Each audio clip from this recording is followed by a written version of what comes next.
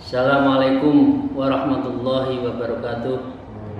A'udzubillahi minasyaitonirrajim. Bismillahirrahmanirrahim.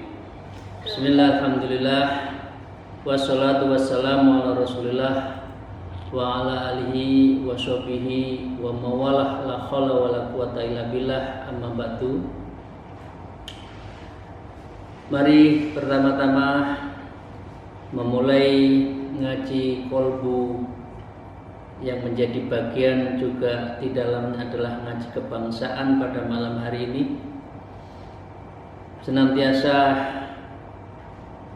memanjatkan syukur pada Allah Subhanahu wa taala biqouli Allahumma shalli wa sallim wa barik alaihi alhamdulillahirabbil alamin, dan bersolawat kepada junjungan kita Allahumma shalli wa sallim wa barik alaihi wa ashabihi. Bapak Ibu sekalian yang saya hormati, pada malam hari ini mungkin insya Allah ini pertemuan ke-7 atau ke-8 sejak kita membicarakan dari pembukaan Undang-Undang Dasar. Kali ini kita akan bicara tentang bab 2 pasal 3 ya, mengenai kewenangan MPR RI. Untuk itu sebelumnya izinkan saya menyapa dan sekaligus menyampaikan rasa hormat kepada Bapak Dr. Eko Suswanto, dosen UIN 1 Sayyid Ali Rahmatullah Tulungagung.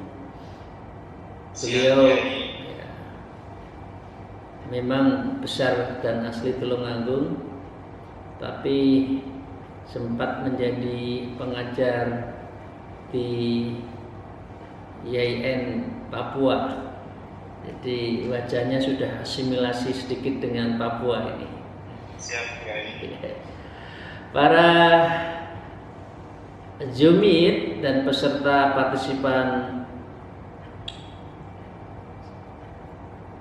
ngaji kebangsaan yang hadir, yang saya cintai dan saya banggakan, juga kepada para santri yang ada di forum yang mulia ini.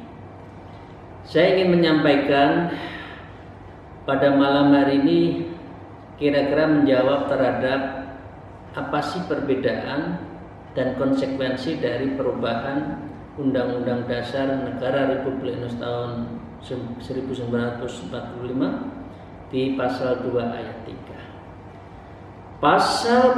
Pasalnya kira-kira berbunyi seperti ini, Bapak Ibu sekalian yang saya hormati. Pasalnya adalah bicara tentang Majelis Permusyawaratan Rakyat berwenang mengubah dan menetapkan Undang-Undang Dasar. Jadi kewenangan MPR adalah limitatif, dibatasi dari satu perubahan yang dulu Undang-Undang Dasar kita menyebutkan kewenangan MPR adalah menjalankan sepenuhnya dari kedaulatan rakyat. Maka dengan demikian Bapak Ibu sekalian, kewenangannya sekarang itu dibatasi pada yang pertama, menetapkan Undang-Undang Dasar. Yang kedua, melantik presiden dan wakil presiden, tapi tidak lagi memilih presiden dan wakil presiden, sehingga tidak lagi dikenal ada mandataris MPR, yang MPR menjadi supreme body terhadap kewenangannya dalam mengatur lembaga-lembaga negara yang ada di Indonesia. Waktu itu memang MPR adalah supreme body, assembly, sebuah lembaga yang sangat kuat karena beliau MPR itu adalah tak terbataskan karena menjalankan sepenuhnya kedaulatan rakyat. Sekarang kedaulatan rakyat itu ada di tangan rakyat, sehingga di dalam hal memilih wakilnya adalah melalui DPR, dipilih langsung, dan tidak lagi anggota DPR yang diangkat. Inilah yang disebut dengan the surely demokrati yang sesungguhnya. Kalau memilih wakil sebuah provinsi, ya memilih langsung, yaitu Dewan Perwakilan Daerah. Siapa yang mewakili dari space representation, perwakilan dari sebuah daerah. Kalau memilih presiden, ya milih sendiri, bukan didelegasikan, didelegate to assembly, tidak, tetapi dipilih langsung oleh rakyat. Ini yang disebut dengan direct election, direct presidential election. Jadi pemilihan presiden secara langsung. Nah, dengan demikian pasal 2 ini tidak lagi menyebutkan MPR yang memilih, tetapi MPR hanya melantik hasil dari pilihan rakyat itu. Yang ketiga, MPR hanya dapat menghentikan presiden dan presiden dalam masa jabatan menurut Undang-Undang Dasar. Menurut Undang-Undang Dasar, intinya dia bisa mengimpeach, bab impeachment by law making rules. Jadi mengimpeachnya itu karena masalah hukum, bukan masalah politik. Karena dengan presiden election yang direct seperti itu, maka victim masa jabatan presiden adalah victim. Jadi sudah jelas 5 tahun. Kecuali ada nanti pada saatnya kita akan bahas insya Allah di pasal 7 tentang apa? Tentang presiden dan atau wakil presiden bisa diberhentikan di tengah jalan atau impeachment. Tapi tidak boleh karena unsur politik. Jadi dengan demikian tidak boleh terulang lagi zamannya Gus Dur diberhentikan di tengah jalan. Tidak ada lagi nanti pertanggungjawaban seperti nawak saranya ketika zamannya Presiden Soekarno yang ditolak. Tidak ada lagi pertanggungjawaban seperti hanya Presiden Habibie yang LPG-nya ditolak di dalam sidang umum MPR. Jadi apa? Jadi dengan demikian presiden adalah pilihan rakyat, bukan pilihan dari MPR. Kalau pasal lama menyebutkan MPR menetapkan undang-undang dasar, sama, ayat 1-nya sama, dan garis-garis besar daripada haluan negara, artinya GBHN. Nah, presiden dipilih langsung oleh rakyat, maka yang menjadi the guidance of programnya itu adalah janji presiden, program presiden. Tidak lagi dibuat sebuah GBHN, karena GBHN itu adalah ciptaan MPR, padahal presiden bukan dilahirkan, bukan dipilih oleh MPR. Karena itu yang menjadi program dari presiden adalah programnya yang telah disusun dan ditetapkan, dan itu dimasukkan menjadi bagian kampanyenya yang dilaporkan kepada KPU. Nah, para Bapak Ibu sekalian, peserta yang saya hormati, kiranya sudah jelas ya, maka perubahan Undang-Undang Dasar di pasal 2 bab 2 pasal 3 yang menyangkut kewenangan MPR menjadikan MPR adalah limitative authority. Jadi limitation. Jadi ada pembatasan MPR karena MPR tidak lagi sebagai lembaga tertinggi lagi. Semua everybody di dalam sebuah negara itu same level. MPR, DPR, Presiden, DPD, MK, MA, BPK, KY itu same level, yang semuanya dibalut di dalam sebuah mekanisme hubungannya check and balances relation between state body, antara lembaga-lembaga di sebuah negara itu. Kira-kira itu pasalnya. Nah, kita lihat apakah implementasi demokrasi ala perubahan Undang-Undang Dasar ini sejalan dengan teori-teori yang the biggest theory atau the golden theory atau the grand theory atau grand ideology. Kedaulatan sebagai sovereignty yang oleh Bodin disebut dengan majesty ini meliputi 3 kategori atau sifat. Yang pertama, kedaulatan itu bersifat mutlak. Artinya kalau kedaulatan itu sudah di tangan rakyat, ya mutlaknya rakyat, bukan diserahkan pada MPR. Yang kedua, abadi, every moment, bahwa rakyatlah yang berdaulat. Yang ketiga, utuh, tunggal, tidak terbagi dan terpecah-pecah. Karena itu didelegasikan oleh siapa presidennya, siapa yang mewakili daerah dan mewakili di dalam parlemen. Nah, dua-duanya itu anggota DPD dan anggota MPR menjelma menjadi anggota DPD dan anggota DPR menjelma menjadi anggota MPR, dan itulah yang menjadikan ada otoritas yang dimiliki oleh masing-masing. Yang keempat, bersifat tertinggi, dalam arti tidak terdeviasi dari kekurangan yang lebih tinggi.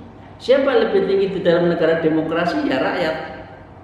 Sehingga dengan demikian apa yang dikehendaki rakyat itulah yang berdaulat. Dari menganut teori Bodin, maka dengan demikian direct presidential election itu tidak bertentangan, bahkan ini sejalan dengan prinsip the supreme authority dari sebuah sovereignty itu harus rakyat.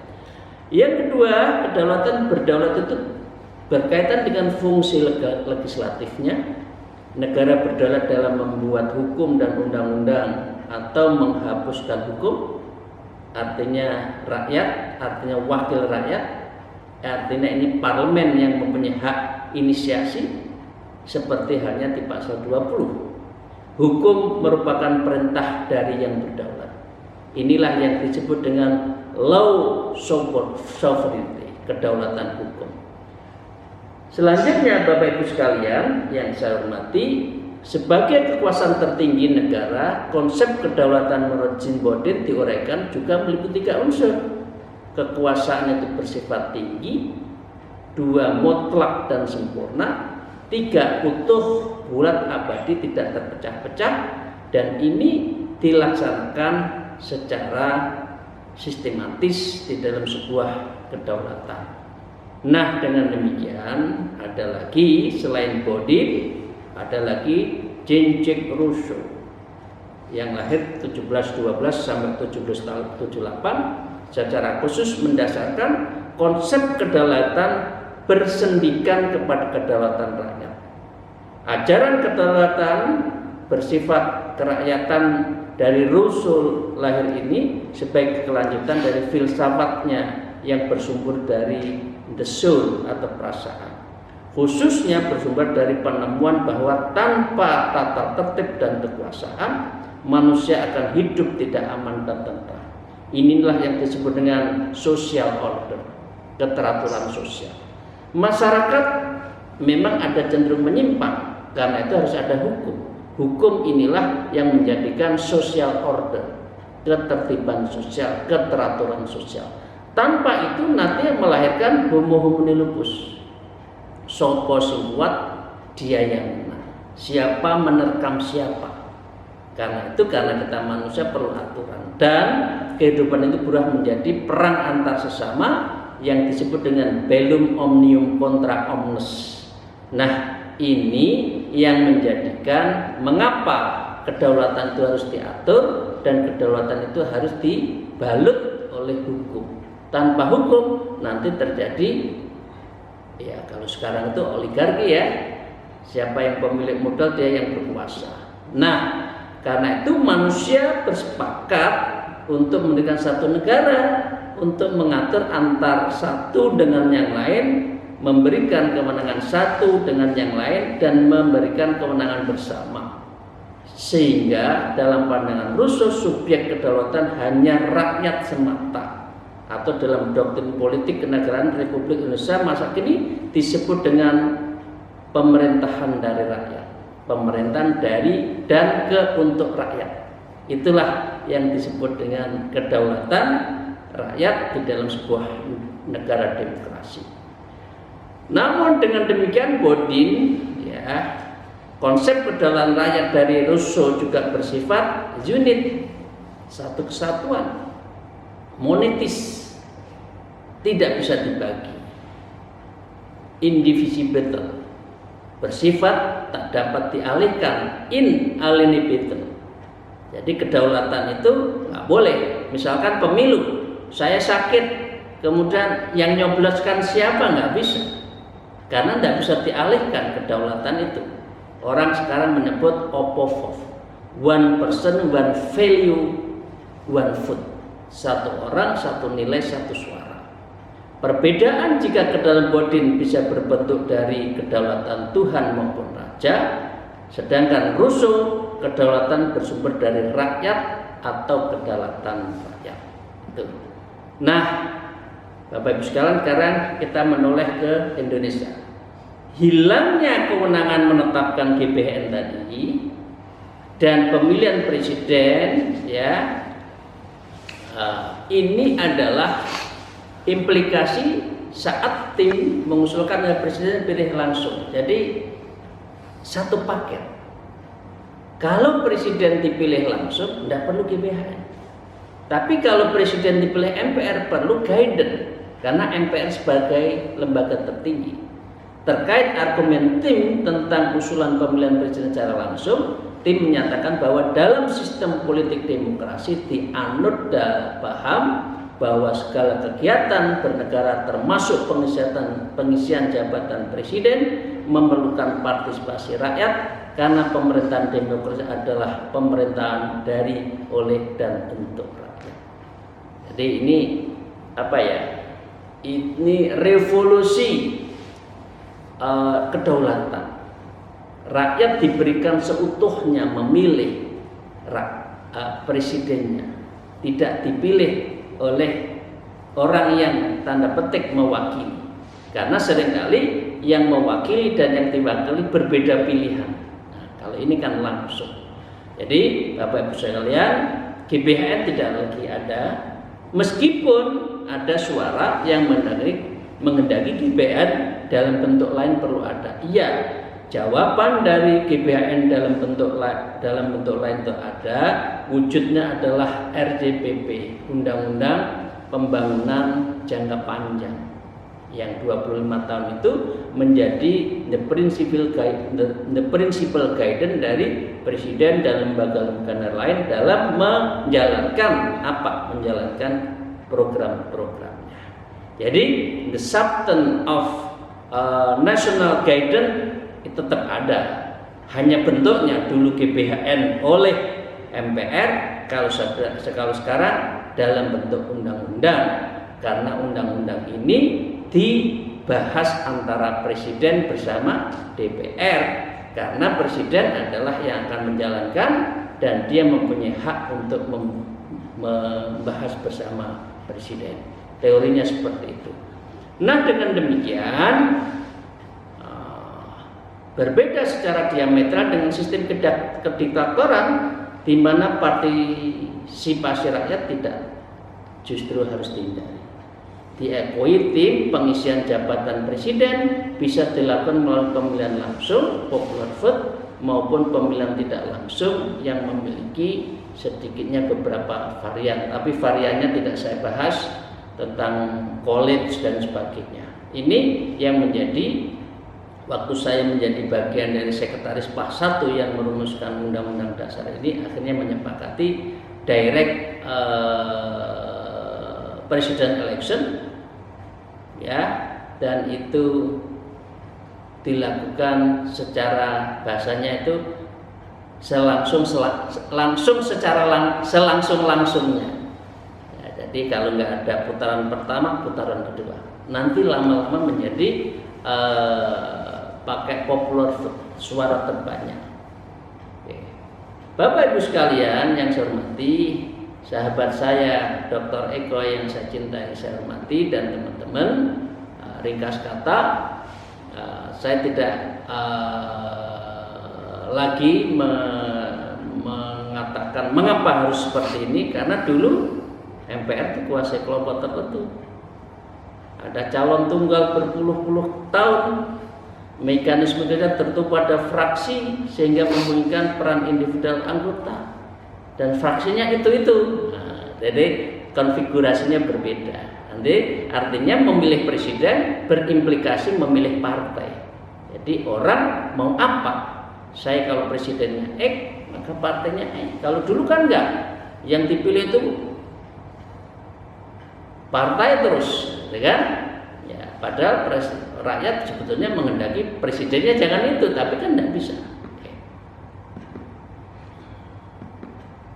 Bapak Ibu sekalian, faktor konstruksi kedaulatan saya nggak usah jawab ya ini. Oke, saya mau langsung, ini sedang faktor ini boleh dimiliki oleh teman-teman. Ya, artinya banyak faktor mengapa kita itu melakukan perubahan khususnya hak kewenangan MPR tidak lagi membuat GBHN dan memilih presiden.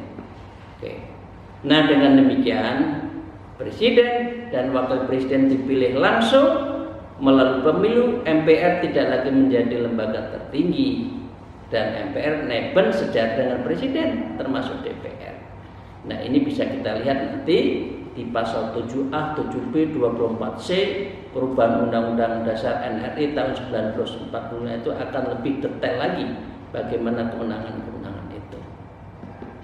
Nah, negara telah memotivasi GBHN ya, dan sebagainya.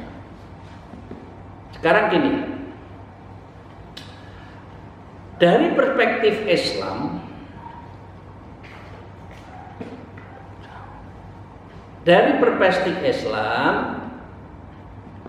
berapa menit lagi kasih tahu? Baru 20 menit. Dari perspektif Islam, Bapak Ibu sekalian, ya, ada nama maqasidus syari' terhadap husulul masalih wa darwil mafsadah. Jadi di dalam sebuah MPR, ya, dalam fikih siasahnya itu harus mencerminkan beberapa prinsip. Jadi MPR itu seharusnya berwenang sebagai apa? Yang pertama, ya, di dalam sisi fikihnya, keterlibatan lembaga secara langsung dengan pendefinisian maslahatul mafsadah untuk disesuaikan dengan maqasidus syar'inya. Jadi kalau di dalam Islam itu kan ada maqasidus syariahnya, itu kan hifdzul mal, hifdzun nasl, hifdzul din, hifdzul akal, ya, ada 5. Yang terakhir itu adalah hifdzun nasl, keturunan.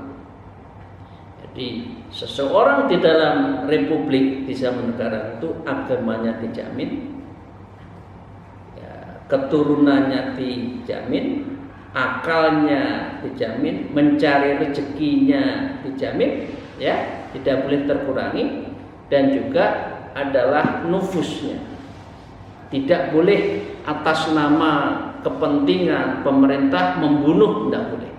Ini negara demokrasi. Dan ini yang harus dilakukan oleh MPR. MPR harus membuat the principal guidance yang dihubungkan dengan maqasidus syariahnya. Nah, yang kedua, melalui amar ma'ruf nahi munkar berbobot mengikat semua warga negara lewat pembentukan undang-undang yang berisi kekuasaan politik ilayah sia-sia. Jadi MPR membuat apa? Membuat tadi melantik, itu kan bagian dari sia-sia politiknya. Kemudian kekuasaannya apa? Ya. Dan undang-undang dasarnya mengatur apa? Karena presiden MPR kan menetapkan undang-undang dasar. Undang-undang dasarnya mengatakan apa? Karena itu di pasal 1 kan disebutkan kedaulatan ada di tangan rakyat dan dijalankan menurut undang-undang dasar. Undang-undang dasar apa? Lah itu MPR yang menetapkan. Ini namanya wilayah sia-sia. Jadi ini adalah kekuasaan politik yang diberikan oleh rakyat melalui MPR. Nah, yang ketiga adalah optimalisasi penjihatan li iqomatil haqqi. Ya, jadi bagaimana mendirikan sebuah kehakan di dalam sebuah negara itu harus dipikirkan oleh MPR. Nah, yang keempat membahas, menilai, ya ini bukan membalas ya, salah, membahas, menilai dan menentukan apa yang disebutkan tasarruful imam ala ra'iyah manutum bil maslahah. Apakah ada kebijakan negara itu, kebijakan pemimpin itu apakah sudah tasarruful imam, maslahah tidak? Nah, ini menilai. Nah, karena itu posisinya MPR adalah menerima progress report setiap tahun, meskipun tidak mempertanggungjawabkan karena presiden dipilih oleh rakyat. Jadi ini Bapak Ibu sekalian, ada 4 prinsip yang harus ada di dalam namanya fikih tentang permusyaratan dan perwakilan. Terakhir Bapak Ibu sekalian, masih lanjut, ada 9 lagi. Terlibat langsung dengan pelaksanaan ta'awunu 'alal birri wat taqwa wala ta'awunu 'alal ismi wal udwan. Jadi negara melalui MPR, DPR tidak boleh mentolerir terhadap udwan ismun, itu tidak boleh. Hal yang dosa, yang salah ditolerir, dibuat undang-undangnya nggak boleh. Semua harus ta'awunu 'alal birri wat taqwa. Jadi ini prinsip seorang anggota DPR, anggota MPR, anggota DPD, juga akhirnya harus presiden. Nah, yang keenam, satu-satunya yang bisa melakukan dalam konteks ini adalah nasbul imam, atau tentunya adalah usul imam. Usul imam ini adalah kembali lagi presiden dipilih oleh rakyat dan ditentukan oleh apa aturannya? Oleh undang-undang dasar. Jadi undang-undang dasar mengatakan bahwa presiden dipilih langsung. Berarti ini siapa menentukan? MPR. Oke ya. Yang ketujuh, saluran yang paling relevan dengan cepat untuk menyampaikan nasihat lillah wali rasulih wali ammatil muslimin. Jadi namanya seorang pemimpin harus nasihat, memberikan nasihat lillah wali rasulih, untuk lillah dan rasulnya, wali ammatil muslimin, demi kemaslahatan muslim semua. Oke. Nah, dengan demikian melaksanakan perintah syahadah seperti yang dikatakan. Jadi syahadah itu persaksian mengenai kebenaran di dalam sebuah negara. Nah, yang terakhir melakukan tawasobil haq wa tawasober dengan para petinggi pemegang kekuasaan. Jadi kalau nggak ada yang nggak benar ya diingatkan. Ya, ada mekanismenya apa? DPR melakukan raker dengan para menteri, diingatkan, dikontrol. Artinya demokrasi itu harus melalui kontrol. Tidak boleh uncontrollable. Controllable itu nggak boleh. Pasti demokrasi itu harus equidistant, dan yang kedua adalah check and balances. Nah, dengan demikian fungsi musyawarah dalam keterangan ya innal musyawarata wal munawwarah baba rahmatin wa miftahi barokah. Jadi lembaga permusyawaratan itu adalah tempat bertukar pikiran, merupakan 2 pintu rahmat yang mencapai keberkahan.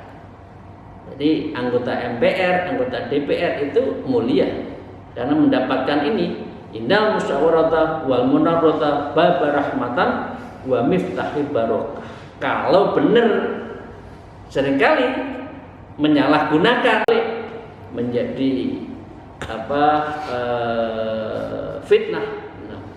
Nah, masalahnya musyawarah itu penting. Pelaksanaan musyawarah hanya banyak tidak bisa dilaksanakan dengan seluruh rakyat, tetapi melalui ahlul halil wal aqdi. Artinya ini adalah MPR, perwakilan. Maka dikatakan anggota DPR merupakan wakil rakyat. Ya, teknisnya apakah mencoblos gambar, mencoblos orang, ada nama, itu adalah teknis. Prinsipnya mereka adalah wakil kita dan kita memilih langsung. Demikian, terima kasih Pak Dr. Eko. Mohon kiranya diberikan syarah. Ini adalah syarah MPR ya, dalam konteks fikih siyasah menurut ajaran Islam. Ada 9 poin yang harus, adalah 9 prinsip yang harus menyertai di dalam politik perwakilan atau fikih perwakilan. Semoga Allah meridhoi, memberikan keberkahan kepada kita melalui ngaji kebangsaan pada malam hari ini. Alhamdulillah, wallahu muwaffiq ila aqwamit thoriq. Wassalamualaikum warahmatullahi wabarakatuh. Langsung ke mendengarkan bagaimana syarah Pak Eko Siswanto. Tadi syarah dari Pak Dr. Ali Maskur Musa sebagai Sekretaris Paham 1. Sekarang kita mendengarkan dari bagaimana Pak Eko Siswanto mensyarah tentang undang-undang ngaji kebangsaan malam ini. Kami persilakan Pak Eko Siswanto. Terima kasih, Ustaz. Assalamualaikum warahmatullahi wabarakatuh. Yang saya muliakan Bapak Kiai Dr. Ali Maskur Musa, Bapak Moderator dan Bapak Ibu sekalian, izinkan saya untuk sedikit menyampaikan tentang pokok-pokok pikiran saya berkaitan dengan bab 2 pasal 3 Undang-Undang Dasar 45 ini, yang ternyata bahwa ada satu perubahan yang cukup signifikan sebagaimana gambaran yang disampaikan oleh Pak Kiai tadi ini. Tentu sebagai akademisi saya melihat dari sisi akademik. Yang pertama bahwa saya kira perubahan itu adalah satu hal keniscayaan. Ini bukan merupakan sebuah kitab suci dalam beragama. Ini bukan Al-Quran dan ini bukan hadis Rasulullah. Tapi ini adalah buah pikiran para legislatif, anggota MPR, yang kemudian itu menghasilkan satu produk perubahan sebagaimana yang sama-sama kita lihat bersama. Ada satu kaidah dalam usul fikih itu yang menyebutkan bahwa taghayyurul ahkam bi taghayyuril amkinati wal azman. Bahwa berubahnya hukum itu dipengaruhi oleh perubahan tempat dan waktu. Kaidah ini menunjukkan satu pesan sebetulnya bahwa kita tidak perlu untuk alergi sepanjang misalnya perubahan itu berorientasi untuk menghadirkan satu kemaslahatan, satu kebaikan bersama. Kebaikan yang lebih universal dibandingkan dengan ketentuan hukum yang sebelumnya. Oleh karena itu bahwa dalam konteks yang berbeda ada sebuah kaidah yang memperkuat darul mafasid muqaddamun ngawal jalbil masolih. Jadi mengambil yang maslahah, menghindarkan yang mafsadah untuk kemudian kita ini mengambil yang maslahah. Pertanyaannya adalah, kenapa kemudian di kaidah ini diawali dengan menghindarkan yang mafsadah, lantas kemudian di antara kita diharapkan mengambil yang maslahah? Untuk menuju sebuah kemaslahatan itu, maka tentu cara yang digunakan oleh kita ini adalah dengan menggunakan cara yang maslahah. Bukan sebagaimana konsep taqiyah yang kadang digunakan oleh kaum Syiah misalnya, terkadang boleh untuk mengambil satu yang maslahah, maqasid maupun tujuannya baik, tapi dengan cara kadang itu yang tidak baik. Dalam konteks seperti ini, kalau kemudian orientasinya adalah maslahah, maqasidnya adalah maslahah, maka wasilah yang harus ditempuh ini juga harus yang maslahah ataupun yang baik. Karena kebaikan itu akan didapat dengan cara yang baik pula. Islam sebetulnya itu mengajarkan kita untuk tidak alergi terhadap dinamika politik. Tidak alergi terhadap kehidupan politik. Konsep misalnya siasah politik yang dikenal dengan istilah demokrasi, wasyawirhum fi kulli amri minkum, dan bermusyawarahlah kalian dalam tiap-tiap perkara maupun urusan. Maka konsep demokrasi kita ini sebetulnya tidak tidak jauh beda dengan konsep Islam. Kita bisa menengok misalnya di zaman Al-Khulafa Ar-Rasyidun, meskipun zaman itu Nabi ketika sepeninggal beliau belum mewariskan sebuah konsep sistem pemerintahan yang baku. Tapi kalau saya melihat, contoh misalnya ketika terpilihnya Utsman bin Affan misalnya, itu melalui sebuah tim formatur yang dibentuk oleh Umar bin Khattab. Itu sebetulnya merupakan sebuah konsep demokrasi. Bisa dikatakan sebagai sebuah embrio, sebagai cikal bakal yang diawali oleh para sahabat Rasul pada waktu itu untuk menanamkan sebuah konsep demokrasi, meskipun demokrasi pada waktu itu belum seideal di hari ini, belum terbuka hari ini. Tapi setidaknya bahwa di zaman Al-Khulafa Ar-Rasyidun itu sudah memberikan satu tatanan nilai bagaimana Islam yang dibangun oleh para sahabat Nabi itu diantaranya adalah memperhatikan tentang aspek demokrasi, yaitu bagaimana melibatkan keterlibatan masyarakat dalam rangka untuk menentukan kebijakan publik. Yang itu seringkali saya mengatakan dengan istilah kata kunci demokrasi, itu adalah keterlibatan masyarakat dalam rangka untuk menentukan kebijakan publik. Nah, satu hal yang menjadi persoalan adalah ketika tadi Bapak Kiai menyampaikan bahwa ada beberapa kewenangan MPR yang kemudian itu tereduksi, tereliminir dari sebuah proses amandemen yang dilakukan oleh MPR, DPR, maka ini sebetulnya kita perlu untuk meyakini sepanjang itu berorientasi maslahah. Tentu dalam kancah sistem demokrasi kita ada suatu hal yang sah. Karena memang perubahan itu adalah diharapkan senantiasa merespon sebuah dinamika kehidupan masyarakat, baik sosial, ekonomi maupun politik, sehingga kemudian kita diharapkan untuk tidak senantiasa alergi terhadap perubahan yang ada. Bagaimanapun produk hukum itu adalah produk kekuasaan. Hukum sulit untuk kemudian itu kita hindarkan dengan sebuah kehidupan kekuasaan. Ketika misalkan DPR itu memproduk sebuah perundang-undangan yang itu diberlakukan untuk masyarakat maupun rakyat di negara kita ini, maka ya tentu ini berkaitan dengan kekuasaan. Sehingga kita perlu untuk melihat bagaimana batang tubuh di Undang-Undang Dasar 45 ini yang sebenarnya produk hukum yang diproduk oleh DPR misalnya itu diberlakukan sama satu dengan yang lain. Sebagaimana pasal 27 misalnya, bahwa tiap-tiap warga negara bersamaan kedudukannya dengan hukum dan pemerintahan dan wajib melindungi hukum dan pemerintahan itu tanpa ada kecualinya. Sama sebetulnya, kita semua di mata hukum memiliki derajat maupun posisi yang sama. Yang berikutnya adalah persis sebagaimana yang Pak Kiai sampaikan bahwa tentu dalam berdinamika politik kita sebagai umat Islam, tidak lantas kemudian di antara kita meninggalkan sebuah nilai yang Islami. Sebagaimana Asy-Syatibi yang merumuskan tentang tujuan syariah, yang tadi Pak Kiai mengawali untuk menyampaikan itu, ada 5 macam, yang diantaranya adalah hifdzuddin, itu memelihara agama, hifdzun nafas, itu memelihara jiwa, hifdzul akal, memelihara akal, hifdzun nasl, memelihara keturunan, dan hifdzul mal, memelihara harta. Maka dalam perspektif Islam, perubahan undang-undang, produk hukum yang ada ini, maka tentu diharapkan tidak keluar dari sebuah maqasidus syariah maupun tujuan syariah.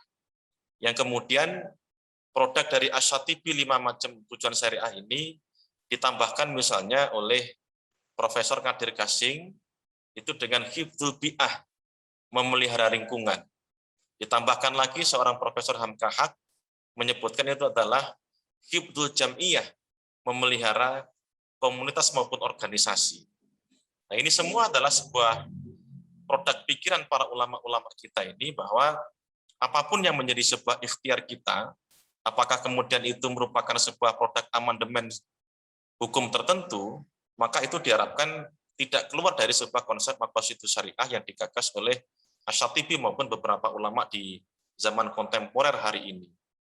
Bapak Ibu yang saya hormati, Untuk itu maka perlu bagi kita untuk melihat dan memetakan mana itu yang sebetulnya menjadi sebuah wasilah, mana yang sebetulnya menjadi sebuah maqasid. Nah, kita berharap bahwa para wakil-wakil kita yang duduk di DPR, di DPD yang kemudian itu menjadi satu komponen untuk memproduk sebuah hukum yang ada ini, itu memang menjadi satu wasilah bagi kita sekalian sebagai rakyat biasa ini, untuk kemudian beliau-beliau ini memperhatikan bagaimana orientasi untuk menghadirkan maslahah itu menjadi satu orientasi utama. Bukan semata-mata bahwa politik itu dimaknai sebuah kekuasaan, politik bukan semata-mata sebagai sebuah kepentingan, tapi politik ini adalah bagaimana berorientasi untuk menghadirkan sebuah kemaslahatan secara makro.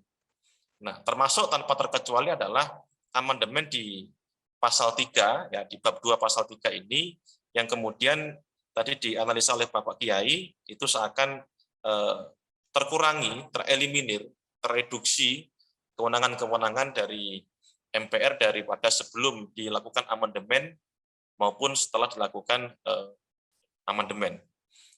Yang berikutnya, saya mencoba untuk melihat bahwa ketika amandemen ini dilakukan, maka tentu bahwa orientasinya itu adalah untuk menghadirkan sebuah kemaslahatan, bukan untuk kemudian itu menghadirkan kemudaratan, bukan semata-mata kepentingan kelompok tertentu maupun golongan tertentu. Stigma maupun stereotip masyarakat terkait dengan politik itu kotor, politik itu jelek, maka sebetulnya kita untuk bisa menepis itu semua, sepanjang kemudian itu para wakil kita ini itu memang berorientasi untuk menghadirkan sebuah kemaslahatan. Ada satu hal yang mungkin perlu saya kritisi adalah ketika kita bicara tentang konsep kedaulatan itu ada di tangan rakyat, dan demokrasi pun itu diharapkan adalah dari rakyat, oleh rakyat, dan untuk rakyat.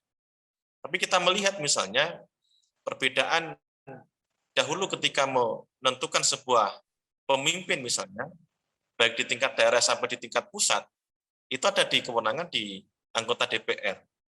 Yang kemudian dengan perubahan perundang-undangan itu kemudian kedaulatan rakyat secara langsung itu diberikan sepenuhnya untuk menentukan siapa yang menjadi pemimpin mereka. Nah, tapi persoalannya adalah ketika misalnya MPR itu memiliki satu kewenangan untuk memberhentikan presiden misalnya, tapi dalam konteks yang berbeda bahwa awal mula terpilihnya presiden, wakil presiden itu adalah dari kedaulatan rakyat.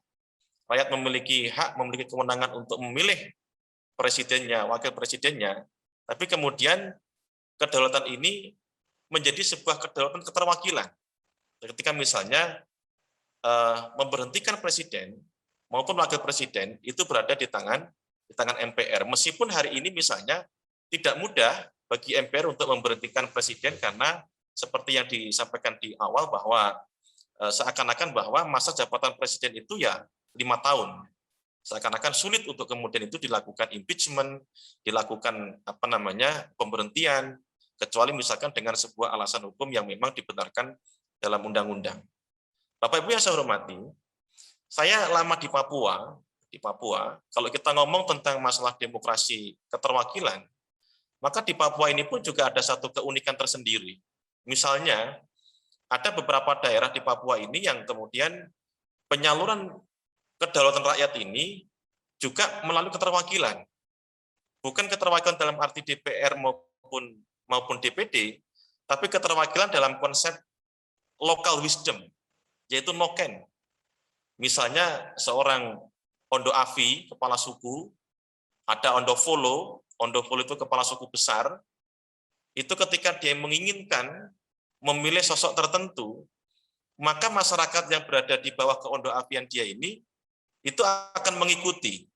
Meskipun misalnya ada sekian ribu suara, itu serta-merta di antara mereka itu mengikuti apa yang menjadi sebuah keinginan dan pilihan politik dari Ondo Afi maupun Ondo Folo itu.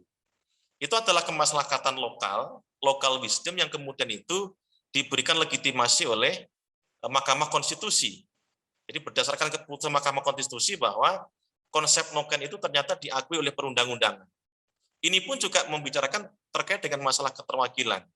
Jadi kedaulatan rakyat yang kadang itu itu disalurkan dengan menggunakan wakil-wakilnya, dianggap itu menjadi sebuah sosok yang memang patut dianggap mewakili dari suara mereka. Jadi Mungkin Pak Dr. Eko, mungkin diinikan, kita kasih waktu 3 menit lagi supaya nanti diskusinya lebih menarik. Kalau sekarang diulas lebih dalam sehingga nanti dalam diskusinya kurang. ya, terima kasih, Pak.